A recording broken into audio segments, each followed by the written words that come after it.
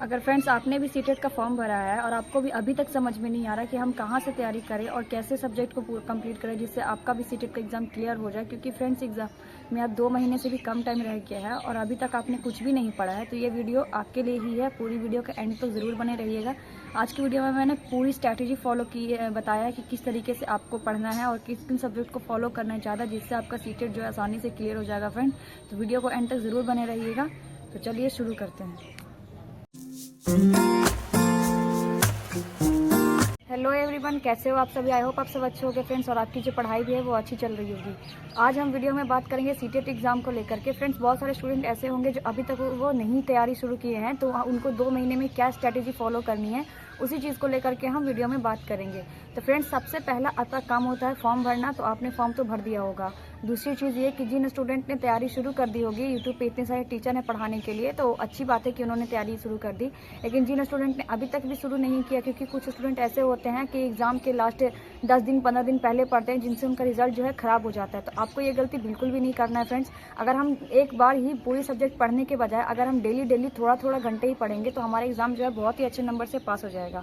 तो फ्रेंड्स, में सबसे पहले आपको ये करना है कि सिलेबस के बारे में आप पूरा पता कीजिए कि आपका सिलेबस क्या है। अगर आपने पेपर 1 भरा है फ्रेंड्स, तो पेपर 1 में आपको क्या करना है कि आपको जो है सीडीपी और ये हिंदी इंग्लिश जो भी आपने लैंग्वेज चूज़ किया है वो, और उसके साथ में मैथ और हमारा ईवीएस पढ़ने के लिए रहता है। और पेपर 2 वाले स्टूडेंट को रहता है क्या कि उन्होंने जो भी सब, अगर साइंस वाले हो तो या सोशल साइंस वाले हो तो उनको भी सीडीपी और हिंदी इंग्लिश जो भी लैंग्वेज उन्होंने लिया, मैथ के साथ में अपना वो सब्जेक्ट साइंस या सोशल साइंस का पढ़ना होता है। फ्रेंड, दूसरी चीज़ ये कि आपको जो है अपने सब्जेक्ट में सबसे ज़्यादा फोकस जो है आपको करना है सीडीपी पे, क्योंकि अगर आप सीडीपी बहुत अच्छे से कवर करोगे तो सीडीपी आपको बाकी सब्जेक्ट का भी जो पेडागोजी आता है उसमें आपको बहुत हेल्प करेगी, क्योंकि सीडीपी को हमें जो है बिल्कुल बारीकी से पढ़ना होता है और उसी से रिलेटेड जो है हमारा जो है क्वेश्चन पूछता है बाकी सब्जेक्ट में, क्योंकि बाकी सब्जेक्ट का जो काम है उसमें जितने भी शिक्षण शास्त्र से क्वेश्चन पूछते हैं उनको कैसे पढ़ाना है बच्चों को, क्योंकि और क्या क्या स्ट्रैटेजी फॉलो करनी होती है टीचर को, जिससे बच्चों को जो है बिल्कुल आसान भाषा में उनका जो विषय है वो समझ में आए, तो वही चीज़ हमें जो है पढ़ना होता है। तो आप सीडीपी को सबसे अच्छी तरीके से ज़्यादा से ज़्यादा टाइम दीजिए और उसको कवर कीजिए। दूसरी चीज़ फ्रेंड्स, मैं आपको ये बोलूँगी कि जिन स्टूडेंट जो 6 to 8 की तैयारी कर रहे हैं पेपर 2 वाले, उनको अपने मेन सब्जेक्ट जो 60 नंबर का आता है, चाहे वो साइंस वाले हो या सोशल साइंस वाले स्टूडेंट हो, मैथ को कंबाइन करके उनका 60 नंबर का आता है, तो आप उस पर फिर दूसरे बार में ज़्यादा फोकस करिए। फिर फ्रेंड्स, आप लास्ट में लैंग्वेज पर फोकस करो, क्योंकि लैंग्वेज आपने जो भी ले रखा हो, चाहे वो हिंदी हो, इंग्लिश हो, उर्दू या संस्कृत हो, तो लैंग्वेज में जो हमारा है वो आता है हमारा पैसेज 15-15 नंबर का। तो पैसेज फ्रेंड्स अगर आप बिल्कुल समझ के अनुसार पढ़ लोगे तो वो आप आसानी से बना सकते हैं, क्योंकि पैसेज में हमारा आंसर जो है छिपा हुआ रहता है। और 2-3 क्वेश्चन फ्रेंड्स हमारे ग्रामर से आते हैं, वो इंग्लिश में हो या फिर हिंदी में हो। और फिर फ्रेंड्स हमारा आता है 15 नंबर का शिक्षण शास्त्र हिंदी और इंग्लिश लैंग्वेज में।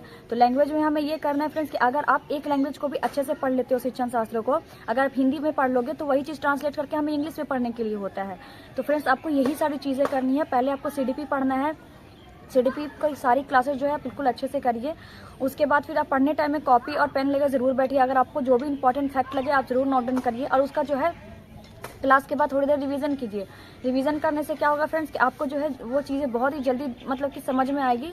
फिर आप ऐसे है बहुत दिनों तक आप जो है मतलब कि उसको छोड़ने के बाद फिर आप भूल जाओगे, इस तरीके से कि आप उसको रिवीजन करिए ताकि आपके दिमाग में वो चीज़ें बनी रहे।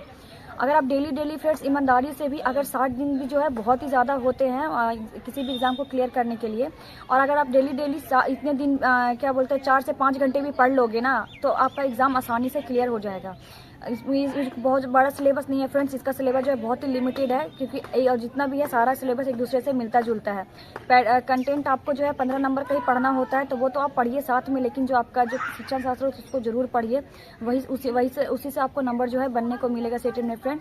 आप ईमानदारी से पढ़िएगा तो आपका एग्जाम जरूर क्लियर होगा। और फ्रेंड्स, तीसरी चीज़ ये कि आप जो है वीक में ना मॉक टेस्ट जरूर दीजिए संडे के संडे, क्योंकि देखो मॉक टेस्ट आप दोगे तो आपको जो है ये पता चलेगा कि आपका कितना नंबर बन रहा है और किस किस टॉपिक से जो है सीटेट में ज़्यादा से ज़्यादा क्वेश्चन पूछे जा रहे हैं। तो आप उसी हिसाब से क्लास करिएगा, नोट्स पढ़िएगा, तो आपका जो है उससे भी नंबर बनेगा। फिर आप साथ में फ्रेंड्स पीवाईक्यू जितने भी हमारे उसको भी जरा एनालिसिस कीजिए कि पीवाईक्यू जितने भी मतलब कि कम से कम अभी जो रिसेंटली में एग्जाम होता है फरवरी सीटेट का वो, और उसके पहले भी जो हमारा एग्जाम हुआ था सीटेट का जो 4 साल 5 साल का पीवाईक्यू, क्योंकि टीचर भी यूट्यूब पे या फिर पढ़ते हो या फिर आप बैच से पढ़ते हो, तो टीचर टीचर भी वहीं से सारे क्वेश्चन हमें सॉल्व कराते हैं। तो आप पहले वाले PYQ भी सॉल्व करिएगा फ्रेंड्स, तो उससे भी आपको समझ में आएगा कि आपका जो है किस किस तरह का क्वेश्चन आता है, आपका कौन कौन सा सब्जेक्ट आपका समझ में मतलब कि आ रहा है, या फिर किस किस सब्जेक्ट में दिक्कत हो रही है, किस सब्जेक्ट में ज़्यादा ध्यान देने की ज़रूरत है। आपका ये भी फ्रेंड्स हेल्प करेगा क्या कि आप अगर रेगुलर ऐसे ही पढ़ते रहिएगा तो आपका जो है ध्यान बिल्कुल लग जाएगा। आपका जो है डेली आपका धीरे धीरे छोटे छोटे टॉपिक आप टारगेट बनाइए कि हाँ मेरे को जो है EVS में मान लो आप 6 थीम है तो EVS में मेरे को ये थीम आज पढ़ना है, आपका वो कंप्लीट हो गया। छोटा छोटा टारगेट बनाइए, उसको अचीव कीजिए, फिर धीरे धीरे जो है आपका वही टाइमलाइन जो है बढ़ाते चल जाइए। अभी आप 4 घंटे पढ़ रहे हो, फिर 5 घंटे पढ़ रहे हो, फिर आप ऐसे ही करते करते अपना टाइमलाइन बढ़ाते रहिए, फिर आपका जो एग्जाम फ्रेंड्स जरूर क्लियर होगा। और फ्रेंड्स आपको करना ये है कि आप जितनी भी क्लासेस देख रहे हो उसके नोट्स बनाने के साथ साथ में आप जो है उसका ये प्रैक्टिस भी करिए। आपको प्रैक्टिस करना बहुत ज़्यादा ज़रूरी है, क्योंकि देखो अब एग्ज़ाम जो है ना एग्जाम में बहुत ही लेंथी क्वेश्चन पूछता है। तो आपका जो है टाइमलाइन होना बहुत ज़्यादा ज़रूरी है कि आप 150 क्वेश्चन को 150 मिनट में सॉल्व कर पा रहे हो कि नहीं। फ्रेंड्स एग्जाम में इतना लेंथी क्वेश्चन पूछने की वजह से हम क्या करते हैं, उस क्वेश्चन को पढ़ने में या समझने में ज़्यादा वक्त लगा देते हैं, जिस वजह से क्या होता है कि हमारा जो है ना क्वेश्चन में मतलब छूट जाता है एग्जाम में, और हमारा जो है रिजल्ट खराब हो जाता है, फिर बाद में हमें पछताने के अलावा कुछ भी नहीं मिलता। तो इससे अच्छा है कि आप अभी से ही इस रूटीन को फॉलो करिए। आपको सारे सब्जेक्ट को रेगुलर ध्यान देना है, डेली और हफ्ता में आपको एक बार मॉक टेस्ट देना है, जिससे आपको जो रिजल्ट है वो खुद पे खुद बेहतर होता चला जाए, और आपको एक आइडिया बन जाएगा, आपको एक टाइमलाइन बन जाएगी। हाँ, आप कितने भी बड़े क्वेश्चन को ना बिल्कुल आसानी से आप पढ़ सकते हो और उसका जो है रिवीजन कर सकते हो। फ्रेंड्स देखो, अगर जो हमारा सीटेट का एग्जाम है वो बिल्कुल भी है ना ये नहीं है कि हाँ वन लाइनर क्वेश्चन आते हैं यूपी टेट एग्जाम के जैसा, तो वो वैसा बिल्कुल नहीं है, या फिर अदर एग्जाम के जैसा। इसमें क्वेश्चन जो है आपको बिल्कुल समझ के अकॉर्डिंग पूछेगा, और बच्चों को कैसे पढ़ाना है, आपकी कोई भी सब्जेक्ट के अगर एग्जाम दोगे, इसमें चाहे हिंदी हो, इंग्लिश हो, मैथ हो, या फिर अदर सोशल साइंस या EVS हो, तो उसमें भी आपको फ्रेंड्स यही पूछेगा कि बच्चों को कैसे पढ़ाना है।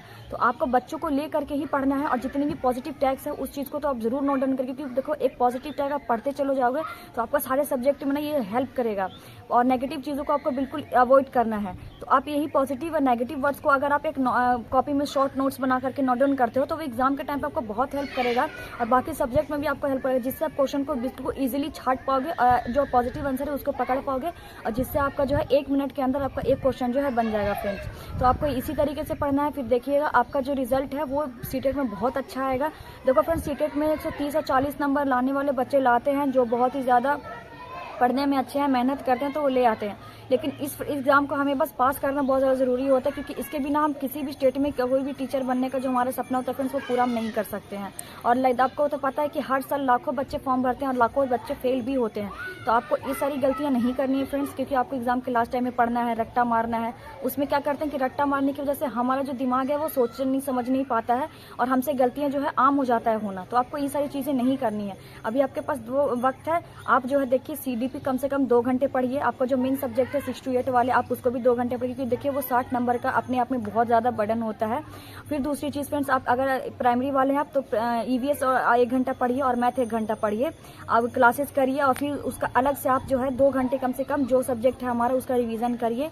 और लैंग्वेज फ्रेंड्स, आप अगर आप दोनों में से कोई एक भी अच्छे से कर लोगे तो पैसेज छोड़ो, फिर आप हमारा जो पेडागोजी है वो हिंदी का ही ट्रांसलेट करके इंग्लिश में रहता है, तो वो भी आपको हेल्प मिल जाएगा फ्रेंड्स। तो आप ऐसे ही पढ़िए फ्रेंड्स। अगर आपको इस वीडियो से जुड़ी कोई भी क्वेश्चन पूछना है तो आप कमेंट सेक्शन में ज़रूर पूछिएगा, और आपको मेरी वीडियो कैसी लगी ज़रूर बताइएगा फ्रेंड्स।